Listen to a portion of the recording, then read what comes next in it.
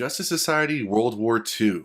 So this movie is one I was looking forward to because if you're not familiar with the DC animated films based off of the Justice League or various DC superheroes, we kind of had a reboot last year, I believe.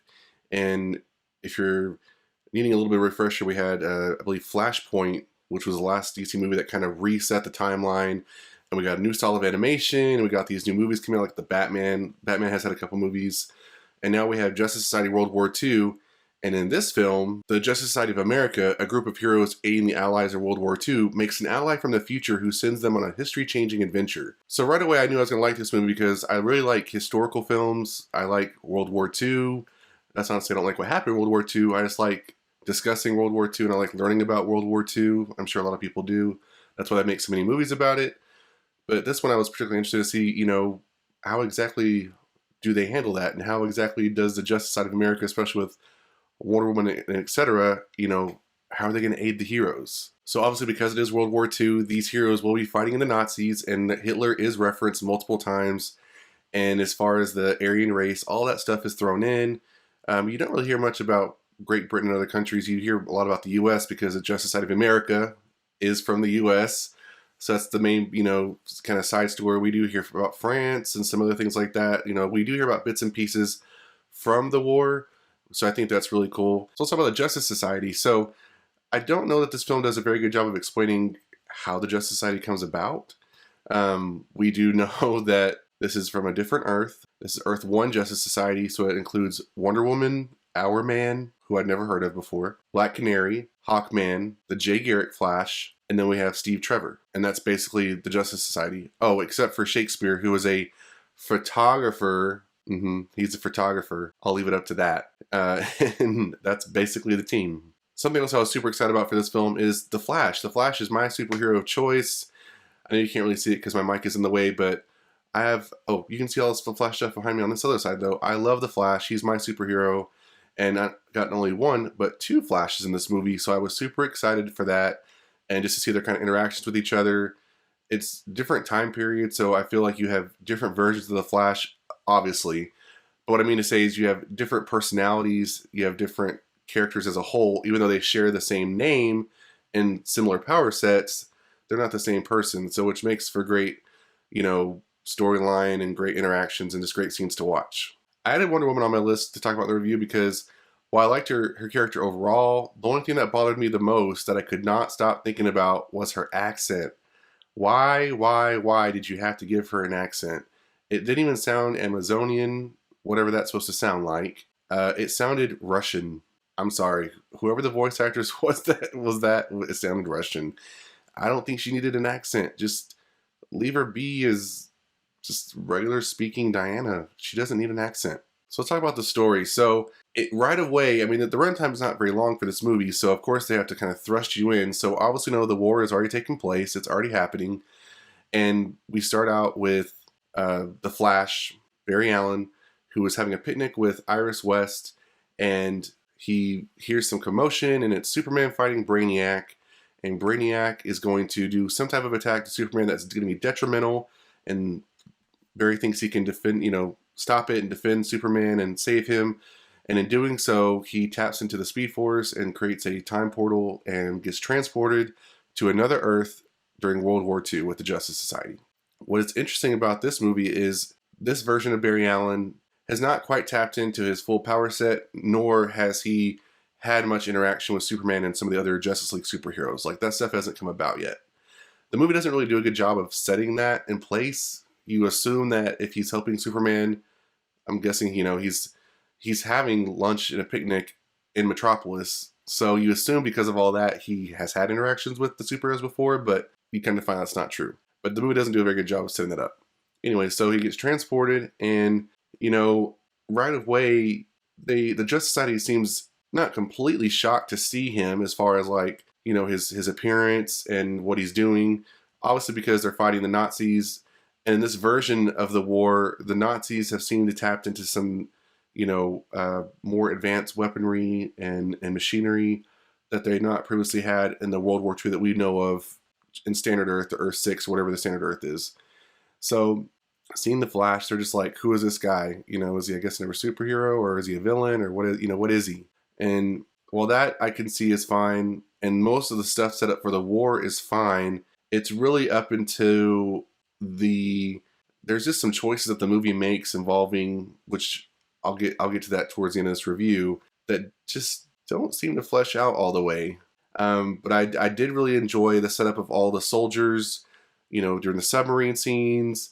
I liked that they basically just weren't super overpowering. I liked a lot that the war really could hit the superheroes just as much as it could hit any human. And what I mean by that is one person can't save they can't save the war. It can't turn the war around. It can't end the war. And this movie does a really good job of saying that even though you're a superhero, it takes teamwork. You need to rely on your fellow, you know, non-meta human to help turn things around. And this movie does a really good job of that. That you have to sacrifice, people won't make it. All those things come to play, so it makes them feel more human and less superhero. And that's just something that I think people will come to appreciate.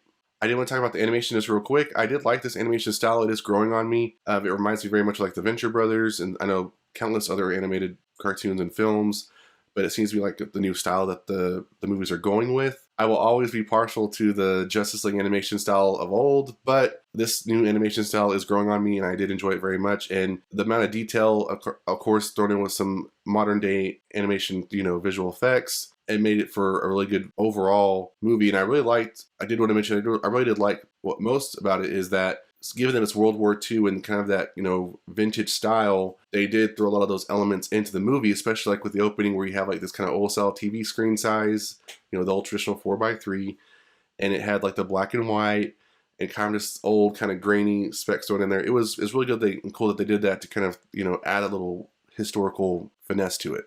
All right, so the part I want to talk about, spoiler alert, if you have not seen the movie, I'm going to give it away with a twist. This part I did not see coming, and when it happened, I was like, oh snap, this is just what you want to see in a Justice League Society, you know, movie. And it seems like it always happens with this one character, which is fine. But the twist, basically, that I liked was, you know, the heroes, they're in a submarine, they're getting attacked from up above, from the Germans, and so Wonder Woman takes out the ships that are attacking them, only to have what are basically Aquaman, Atlanteans, help aid her as well to take out the ships. And so they come across this, you know, kind of underwater iceberg mountain structure, and it has an opening, and it's basically an entrance to a substation for Atlantis. And there they are. There's the Atlanteans, and then there is an advisor to Aquaman. They don't really ever say his name, and I think he's just the advisor. I think that's what he's credited as. I'm not sure if he's William Dafoe's character in the Aquaman movie. I was kind of trying to figure out who would be in a live action, but that kind of gives me that vibe. But basically, he turns Aquaman into a German-loving Nazi and has him basically capture the Justice Society and also unleash the Kraken and attack the U.S., attack the East Coast. And it's just crazy to me because when they get captured, he basically says Hi Hitler, and I'm just like, oh my gosh, no, what are you doing? You're a good guy. There are a couple times that he does kind of get out of this trance because you obviously can tell the advisor has him in some type of trance and under some type of control, and you can see that there's a couple times where he does lose his grasp, and Aquaman's like, what am I doing? Why am I doing this? But ultimately, he does, you know, succumb to that and is always under his control, or you know, once he releases the Kraken's like, oh, you ain't going nowhere. You release me, I'm yours just as much as yours mine. So the reason I bring up the twist, and I also have the story listed twice, is because the story, after, you know, like I said, this movie did a really good job of kind of making the superheroes feel human, and there's a part with Black Canary that I thought was really, really powerful and was really, really awesome. But after that, this movie just like speeds up and finishes. And I hate when these movies do that, because the DC movies are notorious for doing that. Don't take the time to flesh out certain storylines and characters just to basically end the movie because you have to hit a runtime deadline. Don't do that. Don't do that. I hate that. And that's basically what this movie did. I mean, we've had this whole iteration with Barry. We've had, you know, Steve Trevor, stuff happen with him. You know, we have this kind of setup, and then basically Aquaman and the Kraken just leave. The superheroes are able to take out a couple of the other little monsters that come out, but the Kraken, they don't really get to interact with too much, and basically it just leaves and goes to the ocean. The advisor disappears. No one knows what happens to him. The war is not over unless there's going to be a sequel, World War III or World War II Part 2. I don't know. You really don't know. And that leads into unanswered questions. What happened? What is going on? What happened to all these people? What happened to them? And then they send Barry back into the future and just be like, la la la, and, it's fine. I just, it didn't really make a whole lot of sense for me why they sped it up so fast. And if that was the case, why have that movie happen at all? I hate it when they do that. When you do stuff like that, that just tells me, like, what was the point of that? And it really made me feel like this was more of like an episode of a show versus a movie. Don't do that. Don't shortchange yourself based off, if you took too much time explaining stuff, that's your own fault. But I don't think that you needed to just cut it short. Let the constable, if you agree with me, if you've watched the movie, do you feel like, after the twist, things just really started to happen really fast, and then the ending happened, and that was it? And then it just didn't feel, I didn't feel like I got what I needed. I wanted them to really have a big turning point in the war, and I just don't feel like this happened. So should you watch Justice Society World War II? Absolutely. If you're a DC fan, of course you're going to watch this. If you're not so much a superhero DC fan and you're just watching with a friend, or you think, I just need something to watch, go ahead and give it a watch. It'll be fun to kind of see some of these characters kind of flesh out in a more historical time period. If I had to give it a rating, I was really kind of going back and forth because there's a lot of things I like about it, but dang, the story just, that's my biggest gripe about it, is the story.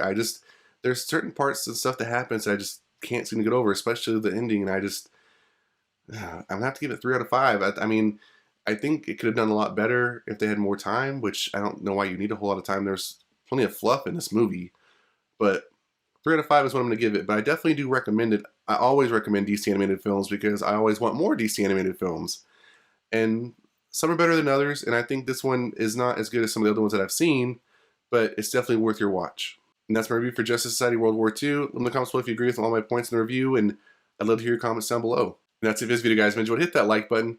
For more videos like this one, make sure you subscribe to the channel. And I'll see you guys next time on the Mashup.